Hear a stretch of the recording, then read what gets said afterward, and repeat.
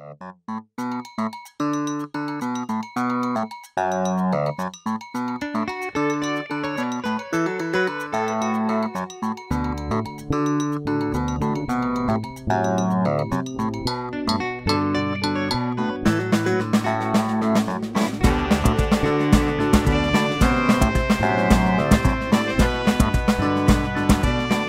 à tous et bienvenue. Dans le cadre des Semaines sociales en France, nous recevons aujourd'hui Christophe Belon, historien de la laïcité. Bonjour Christophe. Bonjour. Nous allons revenir donc dans cette émission sur la question de l'éducation et du vivre ensemble. Donc Christophe Belon, vous êtes enseignant-chercheur, maître de conférences en histoire contemporaine à l'Université catholique de Lille. Vous êtes membre correspondant du Centre d'histoire Sciences Po Paris. Vous êtes également l'auteur de nombreux travaux sur l'histoire politique et parlementaire du religieux. Vous avez par ailleurs reçu le prix de thèse de l'Assemblée nationale pour votre œuvre éditée depuis La République apaisée, Aristide Briand et les leçons de la République apaisée. Pour ouvrir cet échange sur la laïcité et le vivre ensemble, pouvez-vous revenir sur les fondements de la laïcité et de son installation en France? Oui, bonjour. Je crois qu'il faut d'abord dire que la laïcité, qui est au fondement de notre vivre ensemble, est une valeur de pacification. On entend beaucoup dire aujourd'hui que la laïcité, c'est la guerre, c'est le combat, c'est l'irrespect. Au contraire, au plan historique, autour de la séparation de l'Église et de l'État, la laïcité a été construite comme une valeur de tolérance, de pacification, qui a entraîné toute la République apaisée que nous avons connue par la suite. Alors, cette pacification, naturellement, s'est concrétisée juridiquement. La laïcité, ce n'est pas une valeur qu'on ne peut pas définir, même si elle est difficilement définissable a priori, mais c'est une forme de construction juridique qui permet de faire vivre dans le respect de l'ordre public, d'un côté l'État, de l'autre côté les religions. Et du coup, alors, qu'est-ce que cette laïcité implique vraiment dans la société? C'est des règles, c'est une structure simple? C'est d'abord un petit peu comme les fondements d'une maison, c'est-à-dire que c'est solide et souple. Vous voyez, c'est une forme, les médecins diraient, d'astringent qui permet de faire tenir ensemble, mais de manière un petit peu élastique, l'État et les religions. La séparation de l'Église et de l'État a supprimé le budget des cultes, a supprimé la reconnaissance dite des cultes reconnus, mais les religions sont toujours connues de l'État pour pouvoir dialoguer avec elles. Ainsi, sur le plan de la société, la laïcité vise justement à faire vivre, dans le respect de cet ordre public, eh bien, le pouvoir civil et le pouvoir, en tout cas les religions qui sont ancrées dans la société comme un véritable ciment social, pour reprendre l'expression de Portalis au début du XIXe siècle. Et qu'est-ce qui bouge vraiment en fait depuis les années 70 sur cette question de la laïcité? Alors, la société a évolué beaucoup après le Vatican II et les modifications de la société. Eh bien, de nouvelles religions sont apparues dans le débat public, notamment l'islam, mais également de nouvelles formes de vie, l'évolution de la structure familiale, etc. Et puis aussi, je pense, la laïcité qui s'est davantage insérée à l'école. Et les débats sur la laïcité qui portaient en général sur la société au début du XXe portent désormais sur la question scolaire. Tout ceci donc vise à nous faire réfléchir sur notre modèle laïque tel qu'on le connaît depuis le début du XXe siècle et à imaginer peut-être un modèle laïque qui serait un petit peu réformé, un petit peu amélioré pour prendre en compte tous ces changements. D'accord. Et vous avez parlé de pacification, justement, les attentats récents qui depuis ont relancé cet éternel débat qui a déjà donné lieu à plusieurs années de polémiques. On semble toujours un peu nager en pleine confusion par rapport à ce concept. Est-ce que la France n'est-elle pas aujourd'hui malade de sa laïcité? Écoutez, d'abord, si elle est malade de sa laïcité, il y a des remèdes. Donc on peut les trouver et les mettre en place. Je ne pense pas qu'on puisse dire ça à ce point. Il y a une transformation et dès qu'il y a une transformation dans la société, forcément, on est un petit peu ébranlé dans les fondements qui sont les nôtres. Alors le but, c'est que toutes ces évolutions doivent nous faire réfléchir sur les solutions à apporter. Je dirais qu'on ne doit pas abandonner ce système qui nous a porté depuis un siècle, mais chaque siècle, finalement, a eu son modèle laïque. Après la Révolution, nous avons le Concordat, qui a été un élément de pacification. Ça a duré un siècle. Après la séparation, après 1905, nous avons eu la séparation, ça a duré un siècle. Est-ce qu'aujourd'hui, au début du XXIe siècle, il ne faudra pas, peut-être, adapter davantage ce régime des cultes?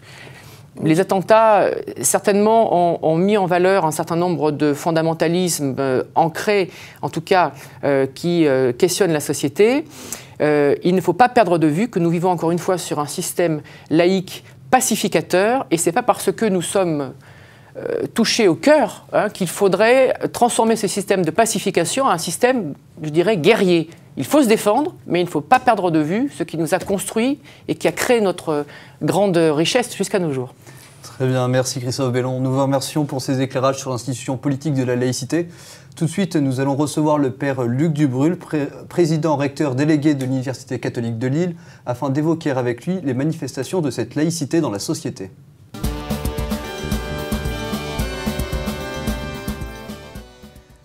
Père Dubrul, bonjour. Vous êtes aujourd'hui président recteur délégué de l'Université catholique de Lille, originaire du diocèse d'Arras. Vous avez un doctorat en histoire obtenu à la Sorbonne, un doctorat en théologie obtenu à l'ICP.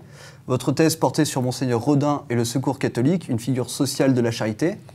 Nous venons d'aborder avec Christophe Bellon l'institution politique de la laïcité. Avez-vous vraiment l'impression que la laïcité est installée aujourd'hui en France ? Installée, elle a toujours à être construite, à être améliorée, etc. Mais vous savez, les catholiques sont très à l'aise avec le fait que l'État soit laïque, hein, savoir qu'il est neutre au plan religieux, ce qui crée justement un espace pour que les religions puissent contribuer au bien commun de la société. Et donc, voilà, il y a quelque chose qui est sans cesse à chercher à bien ajuster entre la neutralité de l'État au plan religieux et la contribution des religieux dans l'espace public. Pensez-vous que la laïcité doit s'adapter aujourd'hui ou se mettre en place sous une nouvelle forme, en fait ? Il n'y a pas à se mettre en place sous une nouvelle forme. En fait, ce qu'il faut, c'est bien comprendre sa pointe, à quoi elle sert. Hein. Ce à quoi elle sert, c'est que précisément les uns et les autres puissent bien vivre dans la société et que, vous voyez, l'État est neutre et il faut et en même temps, il a besoin des religions pour que la société puisse bien se faire. Et donc, il y a un filtre. En fait, c'est la Constitution qui constitue le filtre sur lequel, la plateforme de communication sur laquelle, à la fois, l'État et les religions doivent pouvoir sont ensemble réunis au service du bien de la population. À ce moment, est-ce que vous pensez que la laïcité doit devenir une matière dans l'éducation nationale pour pouvoir comprendre ? C'est plutôt un état d'esprit, c'est un respect des uns et des autres, c'est une ouverture à la contribution positive. Il y a une neutralité pour une contribution positive des religions. D'accord. Et une dernière question, faudrait-il alors instaurer un contrôle des formations des chefs religieux Un contrôle ? Oui, par rapport à tout ce qui se passe. Non, je ne pense pas qu'il faut qu'il y ait un contrôle. Ce qui est important, sûrement, on a à chercher qu'est-ce que c'est qu'une bonne religion. Et tout n'est pas possible dans la société. Donc il y a à chercher cela. Alors on ne doit pas être dans un esprit de contrôle, mais dans un esprit de contribution positive mutuelle. C'est ce vers quoi il faut que les uns et les autres se dirigent. D'accord, très bien. Merci mon père pour ces éclairages. Nous allons maintenant passer à la troisième partie de cette émission. Place au débat qui vous confrontera Christophe Bellon.